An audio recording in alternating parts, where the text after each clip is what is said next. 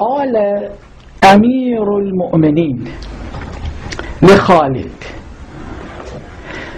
كذبت، أنت ما تتمكن تقتلني، لا أم لك. لا أم لك يعني ما عندك تربية، ما عندك تربية.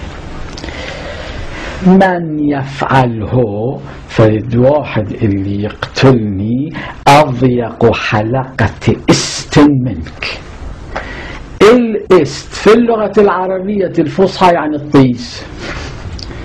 أمير المؤمنين يستعمل كلمة الطيس في مسجد رسول الله بمناسبة صلاة الفجر والناس مجتمعون. نعم، لأن يريد يبين واقع قبيح، لازم يختار إلي كلمة قبيحة.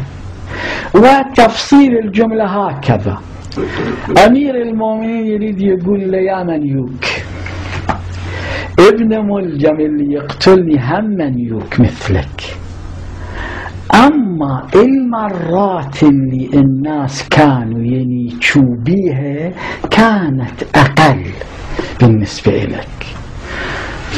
فهذا المطاط اللي حول دبرك أصلا هذا بعد مو مطاط من كثرة ما ناتشوك، أما ابن ملجم لا، ناتشو بس قليل قليل، ذاك يقتلني. أما أنت لا، أنت ما تتمكن، أنت روح شوف علاج لطيزك حتى لا تضرب ورطة منكرة في مجلس رسول الله.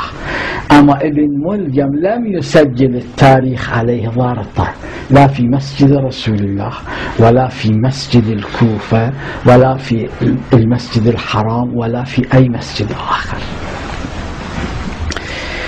فقال أمير المؤمنين لخالد: كذبت، لا أم لك، من يفعله أضيق حلقة است منك.